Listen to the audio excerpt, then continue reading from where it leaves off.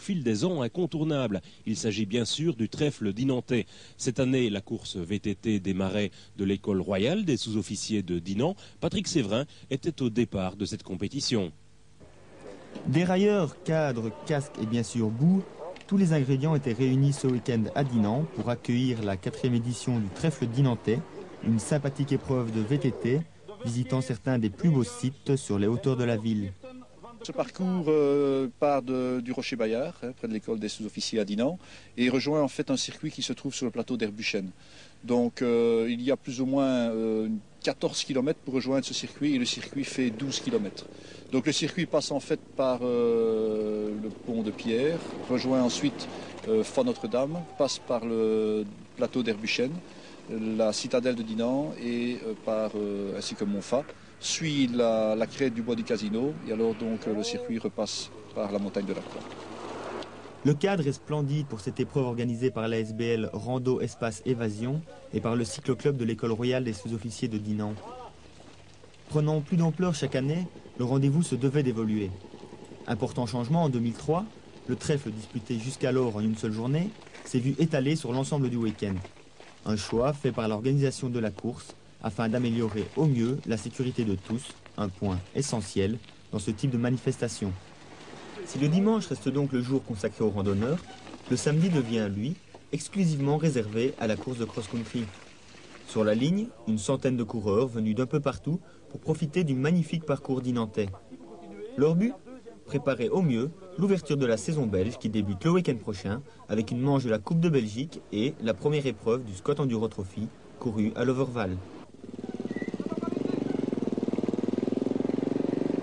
D'entrée de course, certains affichent leurs ambitions. Poussant de gros braquets, les premiers creusent rapidement l'écart et, avant même de rejoindre le circuit, 4 coureurs se sont échappés. Leurs noms ? Hendricks, Vermeer, Vermeulen et Duda. Derrière, certains tentent de s'accrocher, mais ça devient vite dur, très dur. Plus loin encore, certains ont déjà la présence d'esprit de revoir leurs objectifs. On a vu les sponsors ? Ce qui est sûr, c'est que nous, on ne gagnera pas.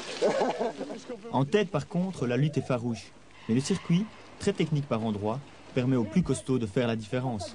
Je pense que les montées dans les bois près du pont de Pierre, ainsi que la descente assez technique près du pont de Pierre, sont vraiment deux chemins où les favoris peuvent vraiment s'imposer. Le chemin ici est sur Taravisé, qui est un chemin assez dur, permet également aux meilleurs de vaincre. Finalement, c'est au terme d'1 h et 49 minutes de course que 2 hommes émergeront de l'échappée pour boucler en tête les 42 km au programme. Nicolas Vermeulen, un jeune espoir néerlandophone, et Grégory Duda de Herculine franchiront la ligne main dans la main. Le geste est beau, mais ne vous y fiez pas, car si l'on fut privé d'un sprint probablement très spectaculaire, c'est d'abord parce que les deux coureurs ne roulent pas dans la même catégorie. La personne qui arrive avec moi, donc c'est un espoir, un premier année espoir. Et on a fait toute la course ensemble. Lui, il était assez fort dans les montées. Je revenais dans le roulant et dans le technique, je prenais un peu d'avance. Donc on se complétait l'un à l'autre. Bon, on s'est retrouvés à 4 pendant 2 tours. Et puis on a fait l'effort toujours à 2. Donc on a fait un peu exploser le groupe. Et tout le dernier tour, on l'a fait ensemble. Donc ici à l'arrivée, puisqu'on se connaissait déjà un petit peu, on a décidé qu'on n'allait pas faire le sprint, qu'on allait arriver à 2 mains dans la main, puisque c'est un espoir et moins un élite. De beaux vainqueurs, bien évidemment heureux de leur course, mais également de l'organisation de l'événement. Ceux-ci n'ont finalement qu'un seul regret, qu'il n'y ait pas plus de courses comme celle-ci. Bon, c'est du vrai VTT, quoi. Moi, je suis quand même assez apte à faire des parcours comme ça que faire des parcours qui sont trop roulants, parce que le vrai VTT, c'est ce qu'on a vu aujourd'hui, quoi, comme des parcours comme Montfalise ou Malmedy. Et un parcours comme ici, je trouve qu'il devrait en avoir beaucoup plus en Belgique. Un espoir partagé par beaucoup et qui pourrait bien voir percer un début de concrétisation, puisqu'à moyen terme, le trèfle dinantais pourrait bien devenir une date à part entière du calendrier de la Coupe de Belgique. Il faudrait pouvoir avoir un soutien supplémentaire pour passer à l'étape supérieure, c'est-à-dire donc organiser une manche de la Coupe de Belgique. Le circuit convient très bien pour un championnat de Belgique, mais ça, évidemment, il y a d'autres éléments qui entrent en ligne de compte. Et on se bat chaque année pour essayer d'améliorer et de monter d'une catégorie.